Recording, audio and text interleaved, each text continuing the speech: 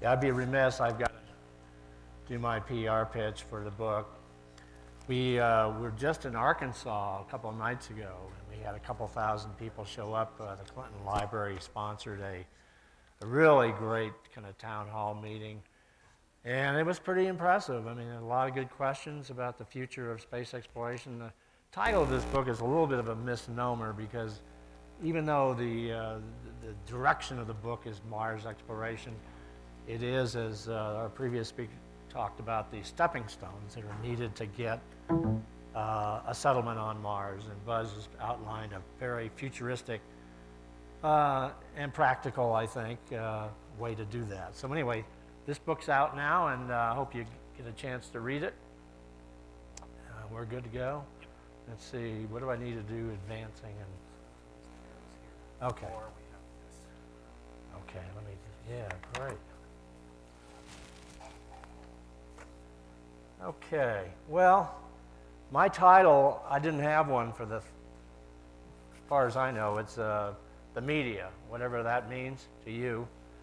The first misnomer in that is the media. There's so much, when you go the media, there's so many different types of media today. It's the Google people, it's the Twitter people, it's the New York Times reporters, whatever. So it's very, very interesting to watch the evolution, or for some it's de-evolution of journalism and trying to figure out where we're headed. So I don't have much direction in my life. I've been interested in Mars since a long, long time. Appreciate Bob's comments on Case for Mars, and of course we have those meetings in here, and we always wondered what Glenn Miller had to do with being a Martian, but we finally figured it out later on. But the why of space, and I think the only takeaway message I'm getting in my own mind after writing about space for a long time is it is the context of the times. Again, the earlier speaker talked about the political wherewithal, the money, all this kind of thing.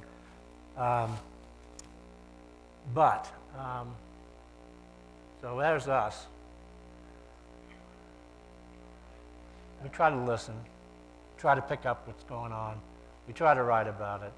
We try to be enthusiastic about it. We try to be objective. We try to be non-committal in some ways. But you know, the passion of space drags us, any of the space reporters in, obviously. So, but I think most of the people here missed the biggest story of the year to date. It's not Curiosity. You know, it's not Mars One or Tito's mission. It's this. Barbie. I went to the Mattel PR machinery there and checked out.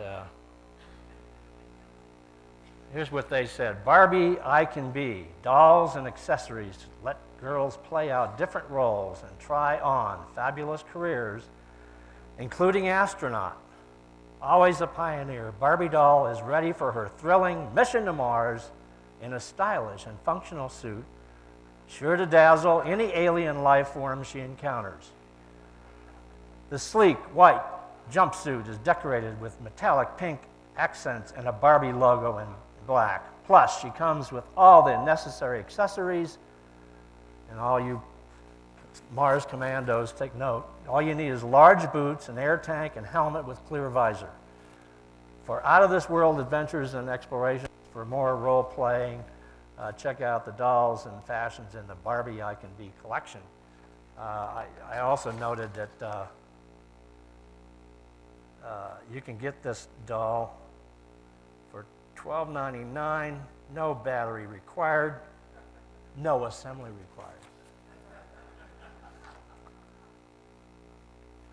Okay.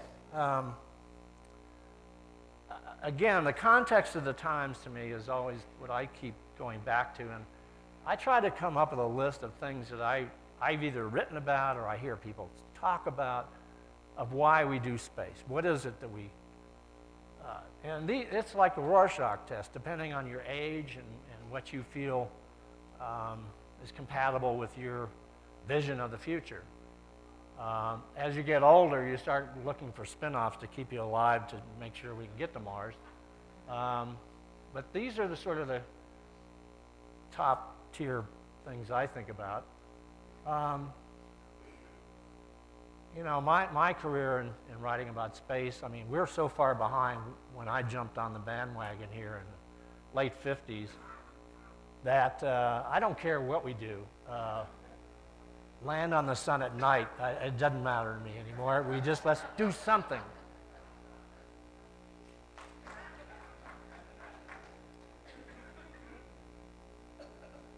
But all these things are sort of in motion except for the land on the sun at night mission.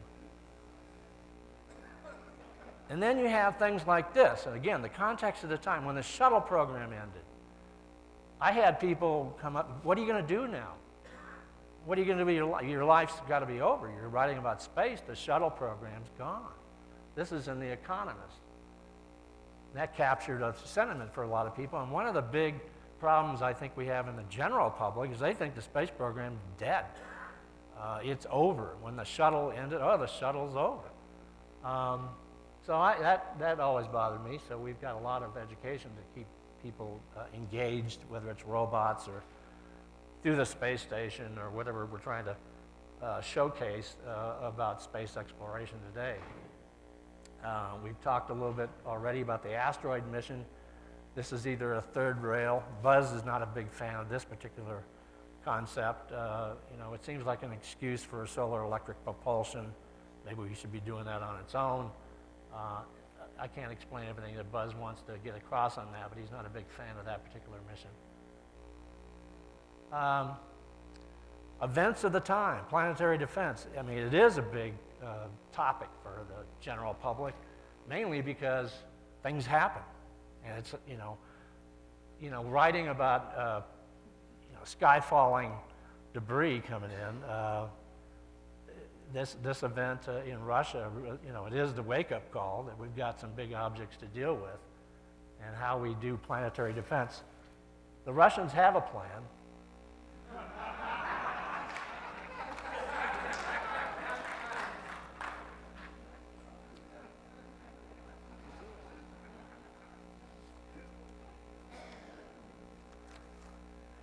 Don't ask me where I found that.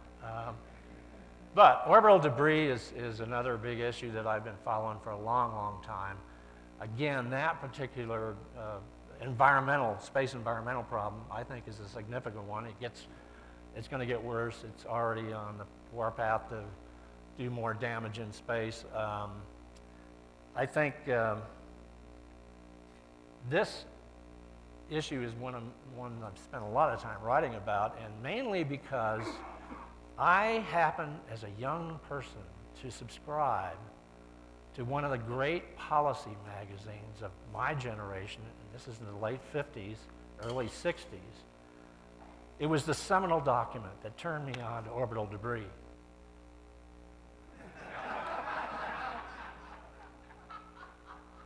This is the issue that got me thinking about debris and why. This is inside this thing.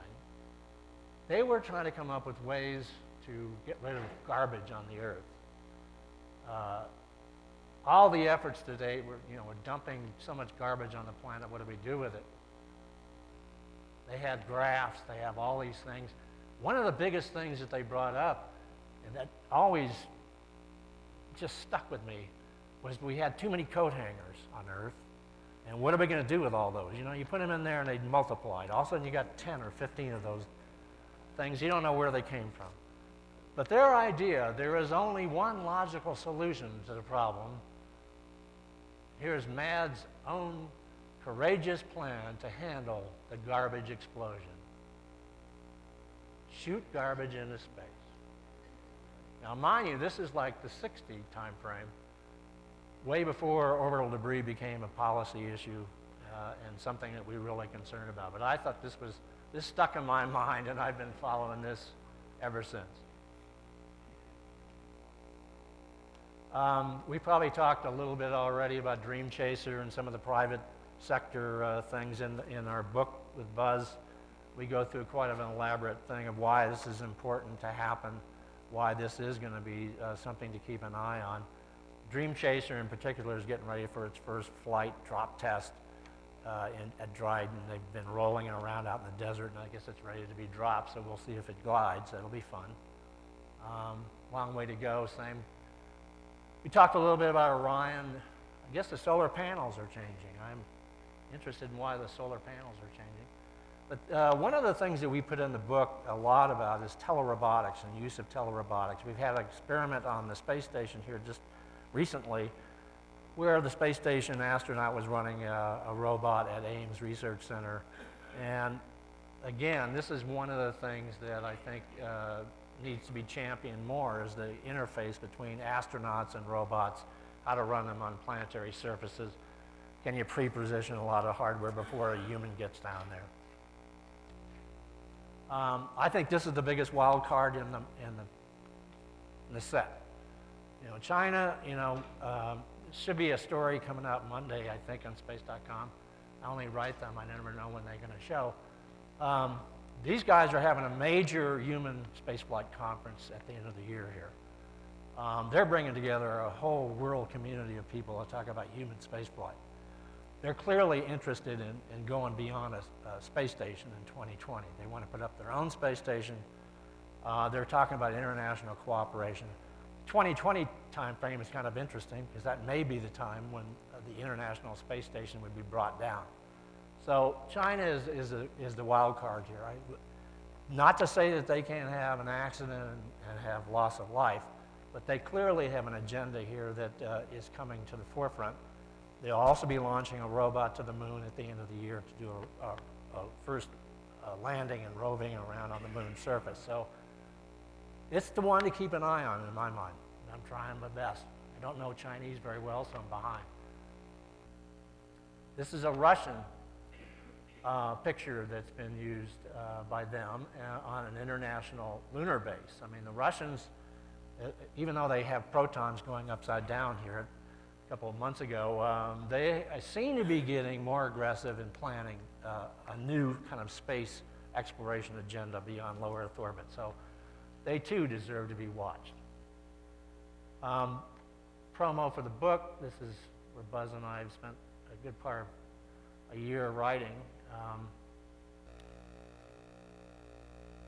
Here's the unique picture of Neil and Buzz taken together. He swears that he gave Neil the camera. That's why you see Buzz all over the surface and not Neil, but this is one of them, the two of them together.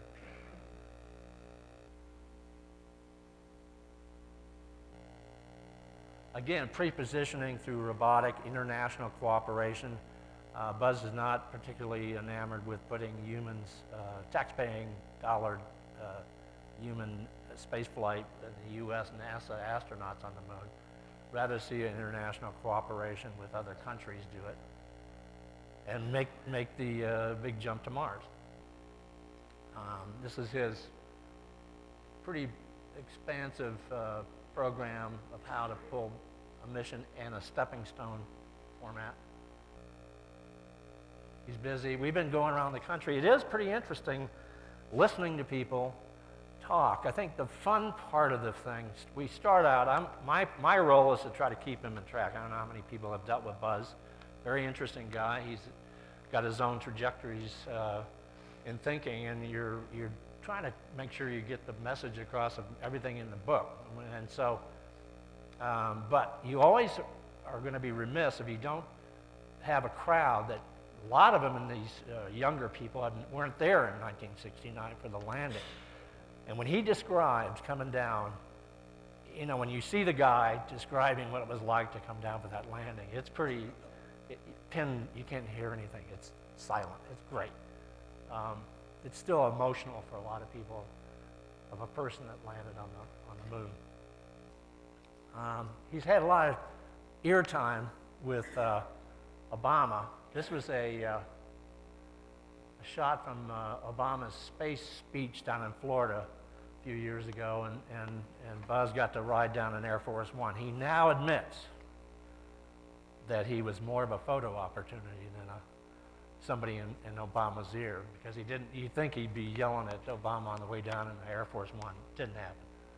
But anyway, he talks about that Curiosity, this is an interesting mission, obviously. This is a big deal.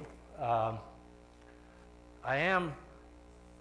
don't know, have you guys picked up on the 2020 clone of Curiosity? I'm not a big fan of this mission because it seems like we're going backwards. We need to get on with either life's there or not there, or it has nothing to do with life in the universe. But Mars 2020 rover to continue the search for habitability.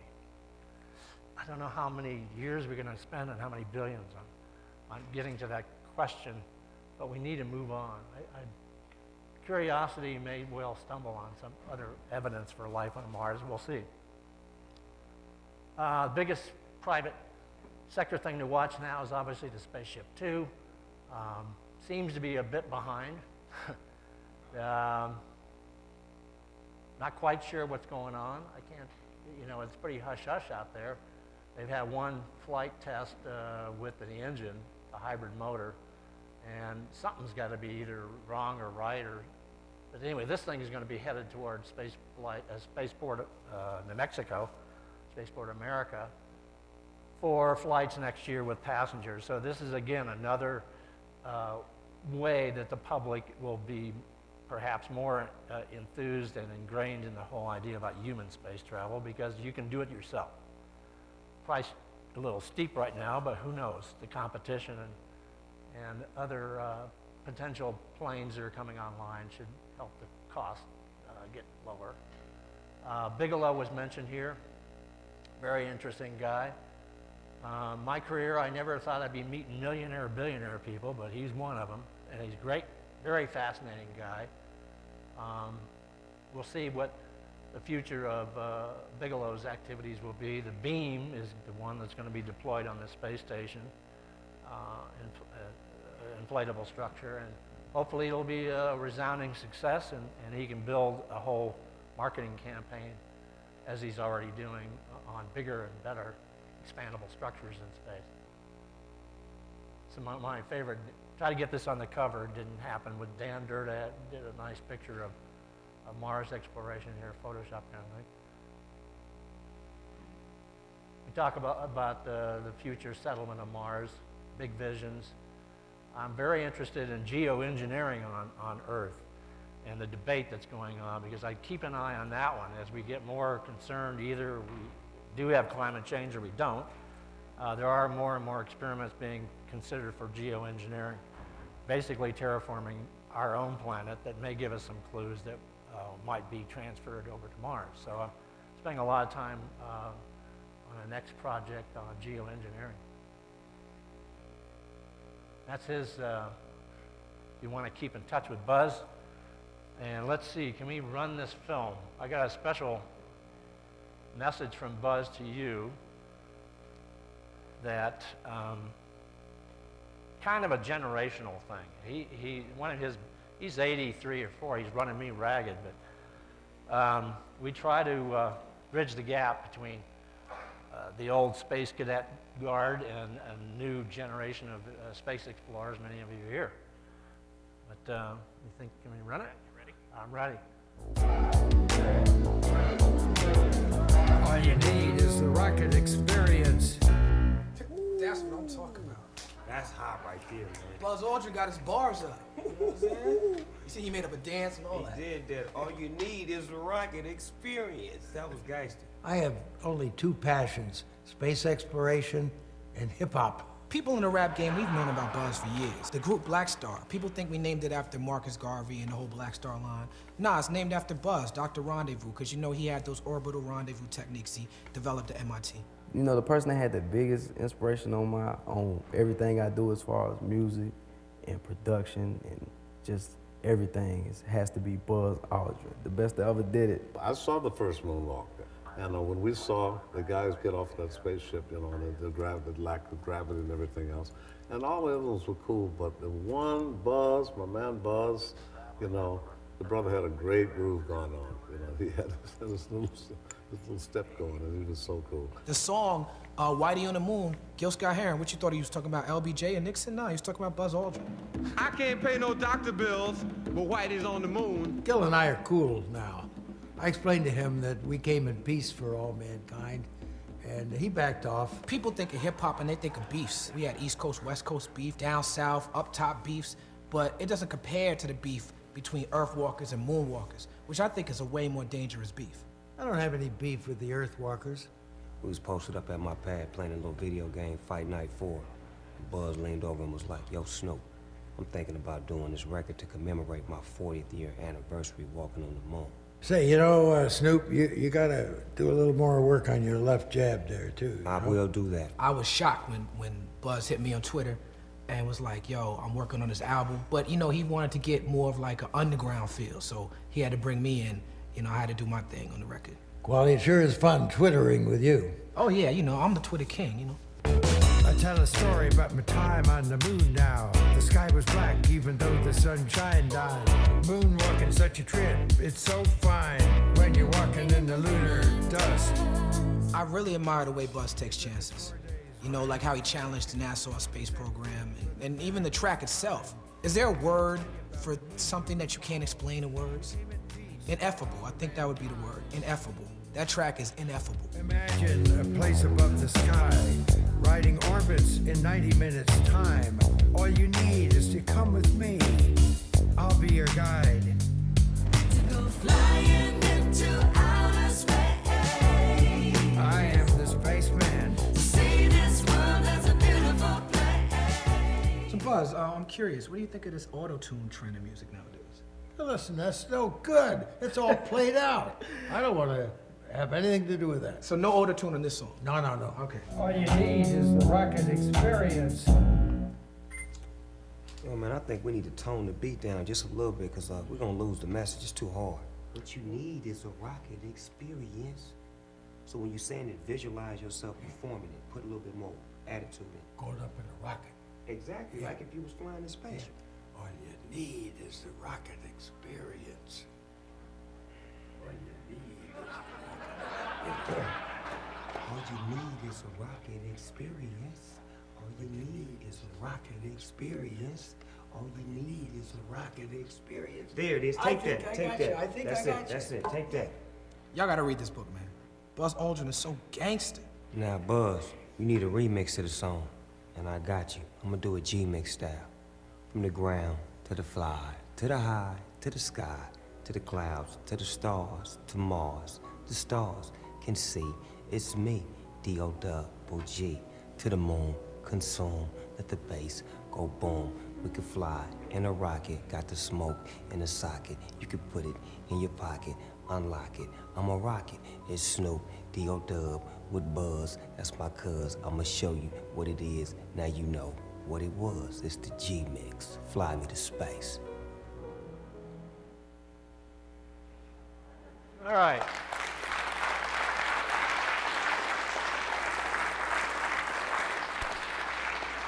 Again, I'm a little apologetic for, maybe it's a little over the top for PR, but you know, you go around the country with a guy, it's pretty impressive watching the questions and the answers from him, and it changes almost every presentation we make. He always comes up with a little nugget of something new that I never heard. He's going to be in Denver here in a couple of weeks. We're going to do something at the Denver Science Museum, a couple presentations.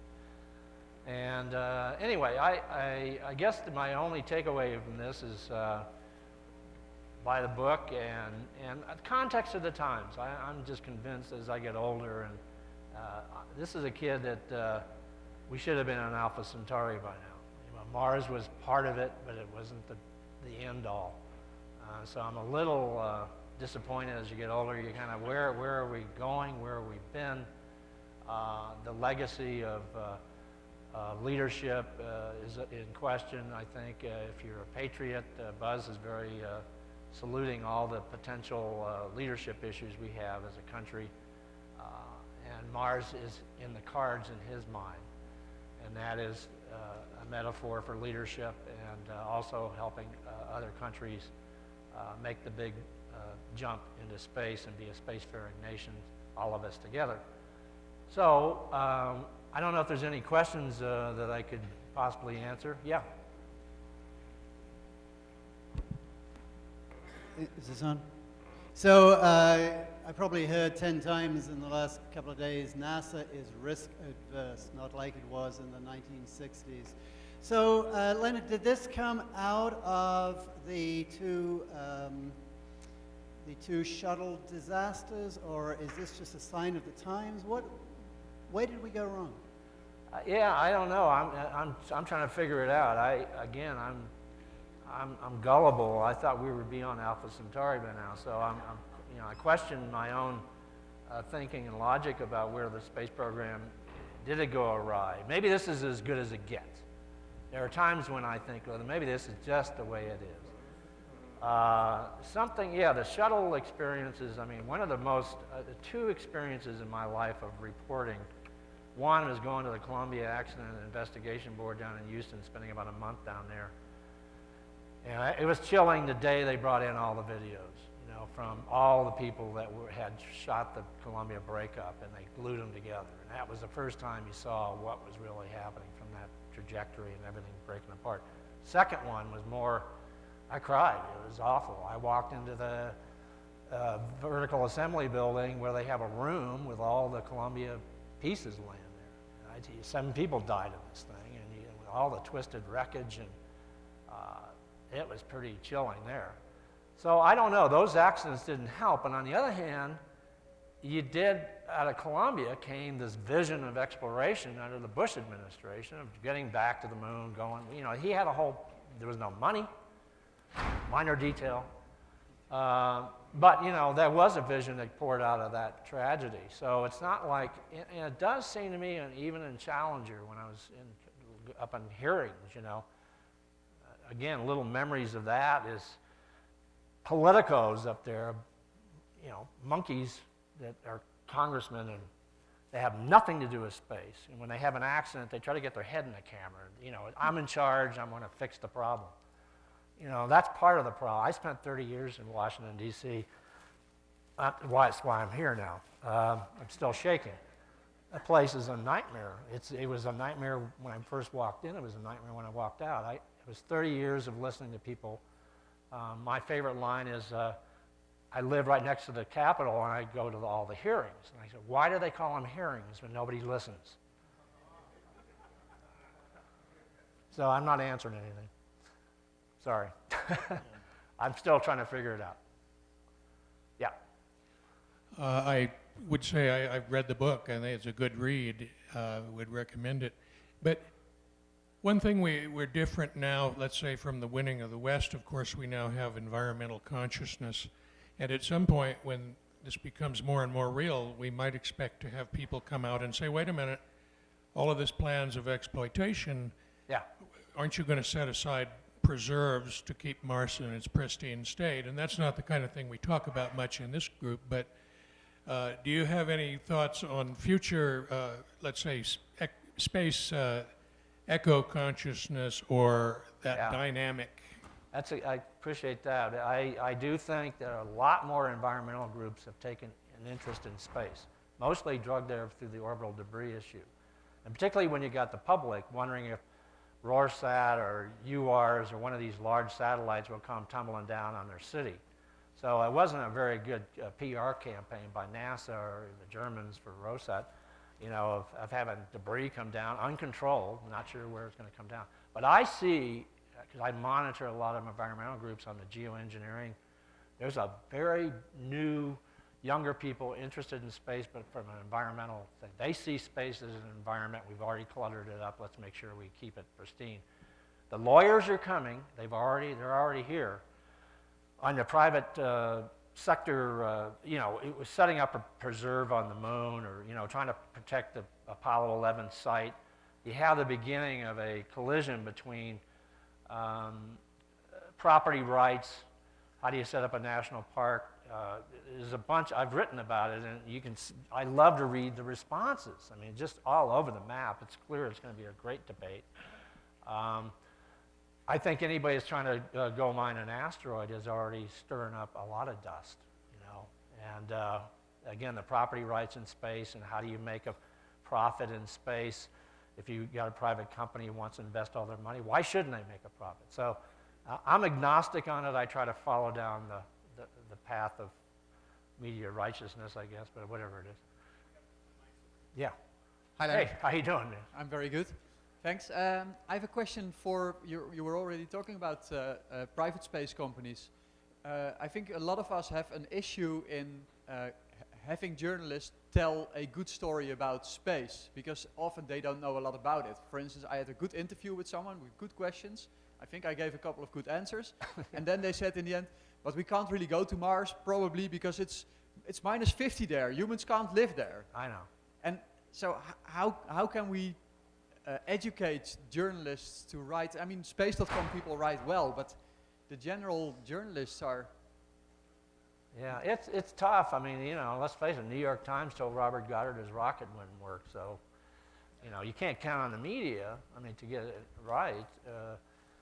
Again, I think there's a schism in all the journalism that I watch. I mean, again, the Google, I mean, there's just you got a great response for your project, and that's somewhat drawn by media that did pick it up and do a story on it. So you got a, you know, registration. I don't know, what are you up to now? Over 100,000 people. So you must have had a good quote in there somewhere. I can't defend all the journalism. Yeah, okay. Hey, there's Carol. How you doing? Hey, Dave, oh, I'm sorry. David? Hi. I mean, you mentioned, you know, land rights and whatnot. I mean, could you perhaps, I mean, there are lots of people having problems paying their mortgage, lots of people who lost their houses. Yeah. Can't you talk about the new homesteading land rush? I mean, for various people in Detroit and all over the place, and get some excitement generated about living somewhere where life's a little cheaper and opportunities are a little larger? Kind of rings a bell in history, so I have no doubt that there's going to be a lot of, you know, I still, again, I'm trying to be a little bit on the pro-con side here. You know, last time I looked, getting to Mars is hard. You know, I don't know, maybe it's changing, and maybe we can get there better and faster and cheaper and all these things, but inspiration takes a little bit of inspiration, a lot of perspiration to get to Mars. And, you know, having accidents or having a Tito fly as people and they never come back, I don't know what that's going to do. Is it stigma? Or will that generate, that has all the capability of deliverance. Somebody told me a long time after the film Deliverance, they had more canoe sales going on in that river than they ever had. So I don't know. I'm just talking more about generating the dream. Yeah, well, I think he's coming up on, will give you a... Kennedy created a dream. Yeah. Let's create a dream. I'm with you. I mean, you know, but you have to look, you know, this is a space agency that's got its own television channel. You know, we got guys in mission control. I know a couple of those, and they do change their ties. I mean, it's kind of stagnant on that thing watching it, but, you know, they have their own TV. But as a country, in my view, where's Department of Energy TV? Where's Commerce TV? Where's Transportation TV? Because we got to watch those guys, too. We have to watch what's going on with our government. So, you know, having NASA, you know, crank out a bunch of videos and live dockings, it's great for the space cadets out there, but the people who are going to bring us down are the people with misplaced policies and other dimensions of the government. Anyway. Amen, this whole talk was actually authorized by the National Security Agency.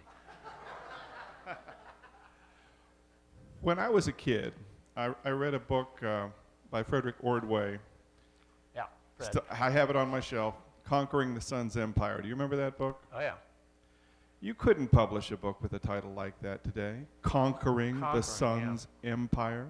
Yeah. I mean, as we kind of muse together about what's gone wrong, it seems to me that part of what's gone wrong, the space program does not exist, pardon me for the pun, in a vacuum. It exists in a culture. Yeah. And the culture that we have has drifted away from the idea of being proud of accomplishment and doing conquering.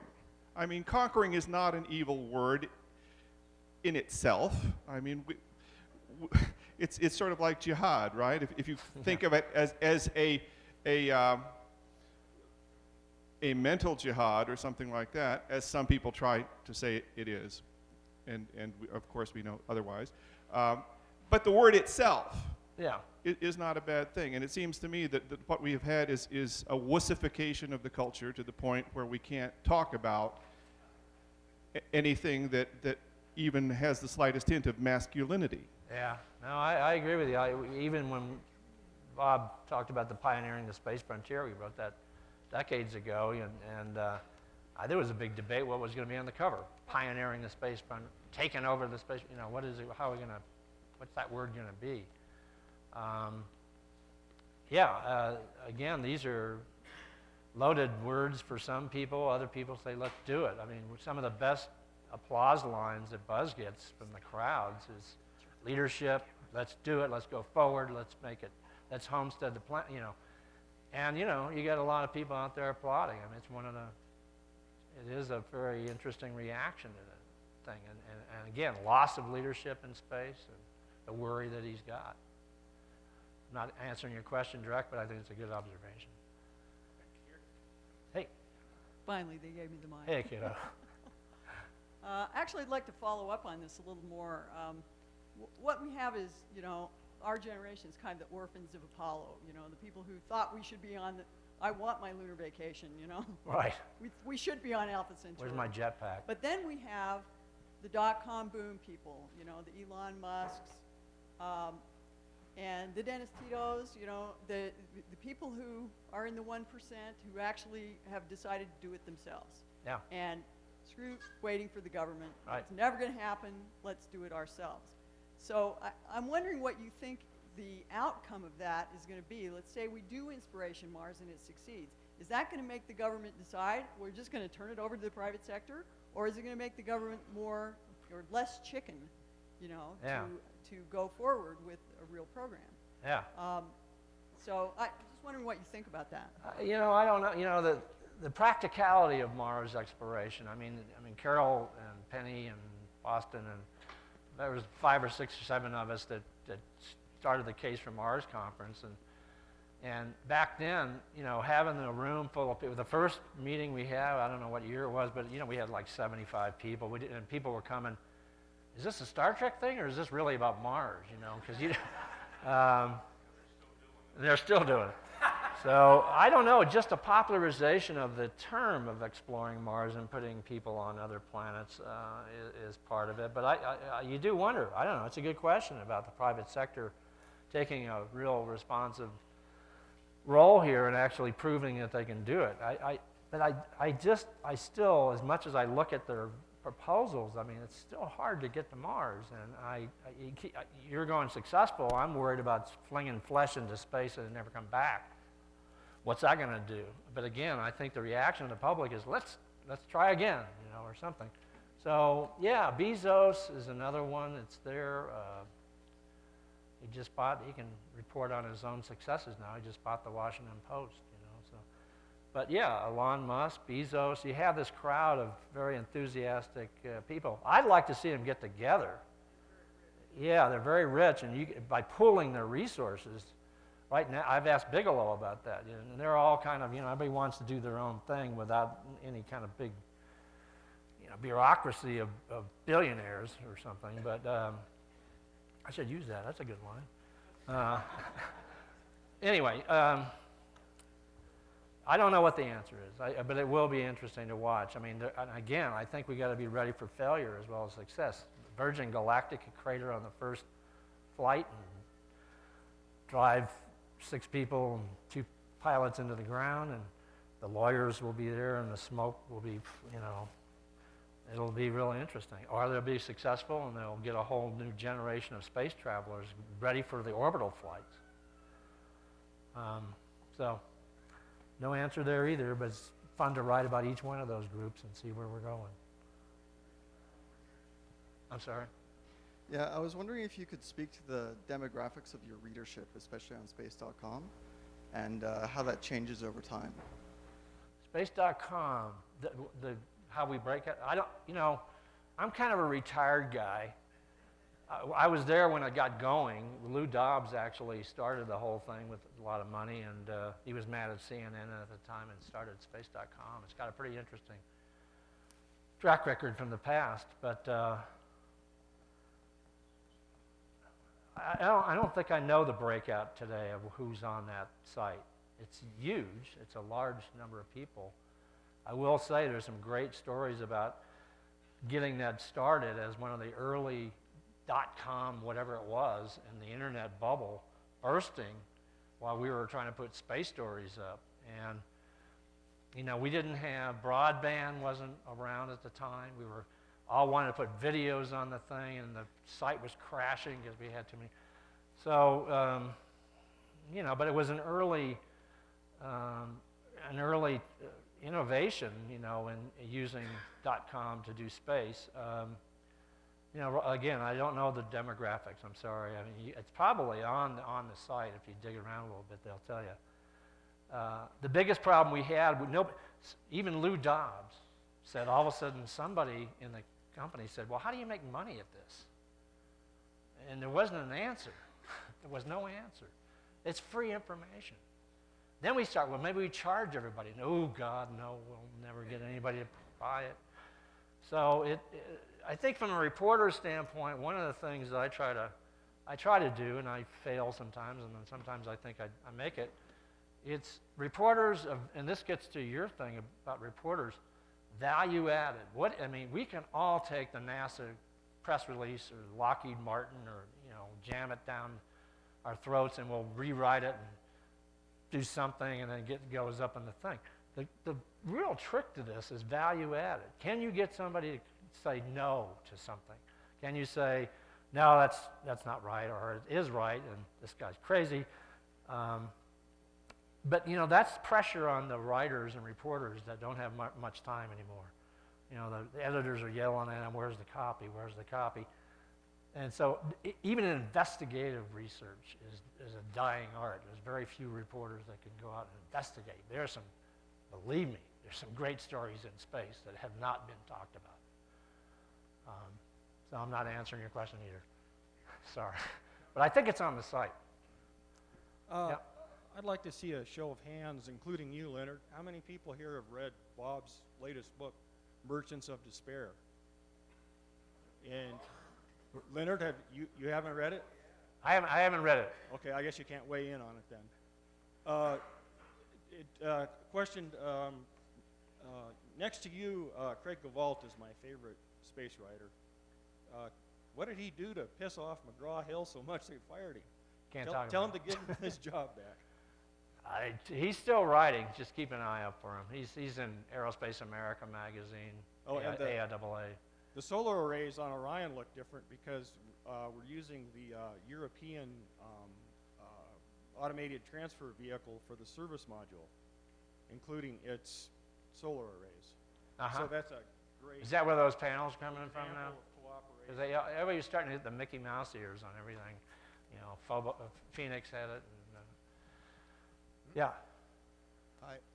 In my humble opinion, the person most responsible for getting Americans to the moon was Sergei Korolev, the mysterious Soviet chief designer, whose accomplishments scared the stuffings out of the Americans. Yeah. If you agree, where is Sergei when we really need him? I don't know. There may be a lot of Sergeys. Doesn't Sergey run Google or what is it? Well, that's what I say. Who are the Chinese guys? I'm telling you, there's some real powerhouses coming.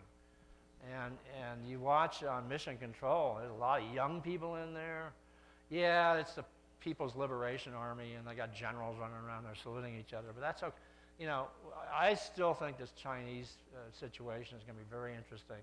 Not that they won't have problems, but you know, they are doing a very conscious, step-by-step program. They've sort of went from 1 astronaut to 2 to 3 in a pretty fast-paced time. And they got a little space module up there they dock with. But 2020, we'll see how well they do on a rendezvous and docking of bigger modules. But they got the moon in their eyes. Whether that'll have any impact on U.S. politics, whether the Chinese you know, give Buzz his flag back, you know. I don't know. We'll see. Yeah. Since you've been out with Buzz, taking questions from the public a lot, I'm curious if you have feel for the general concern of the public on the bat contamination issue. On bat contamination. It really hadn't come up, you know, but he did talk about, at least on the lunar, the early first mission. I mean, they shoved him into that, what is that, Silver Stream trailer, you know, and then had Nixon look at him. They were, you know, that travesty. There's a great story of how, talk about travesty.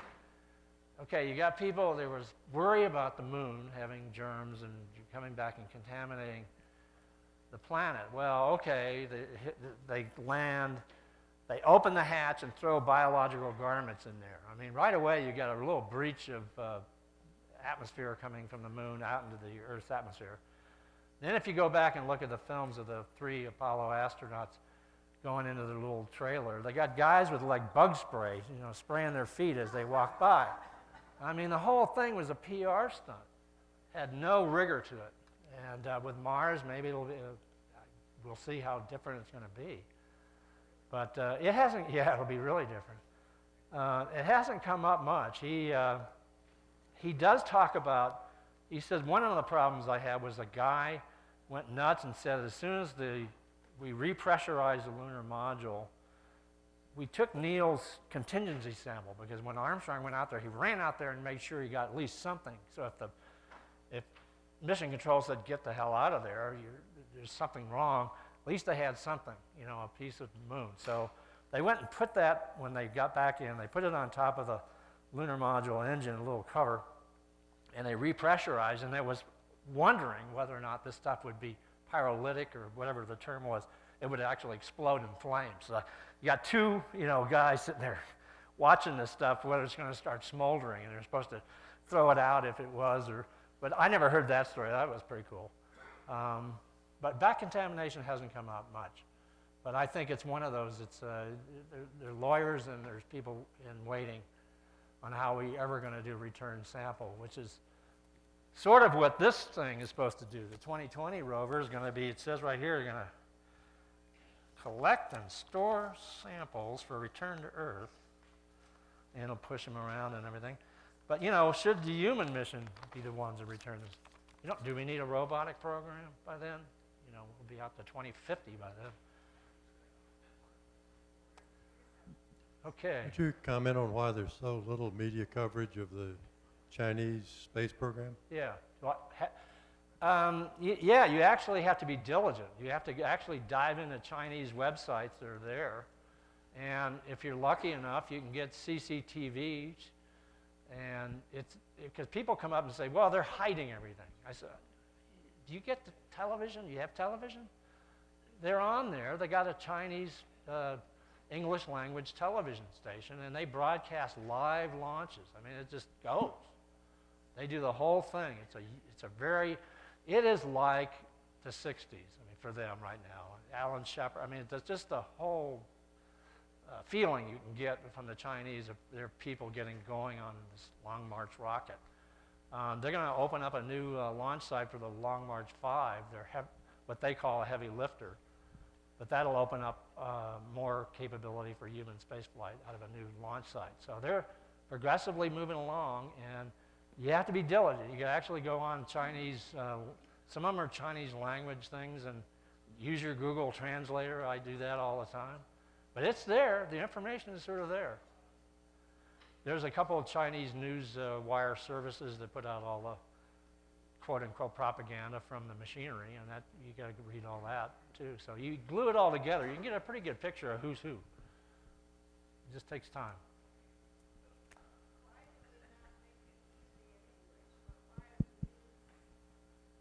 What? Well, they do have English language. The television is in English language, so. Oh. Well, I don't know if they are or aren't. I mean, they do cover the Chinese program when they have success, but I mean, I've been going to the Chinese Academy of Science, and on there's a bunch of really interesting stuff about some of their techniques for their lunar rover, but it takes time to go digging. That, again, it gets back to reporters. Do they have time to really go? Like I said, I'm retired. I got some time. So I do spend a lot of time watching Chinese websites and gluing stories together.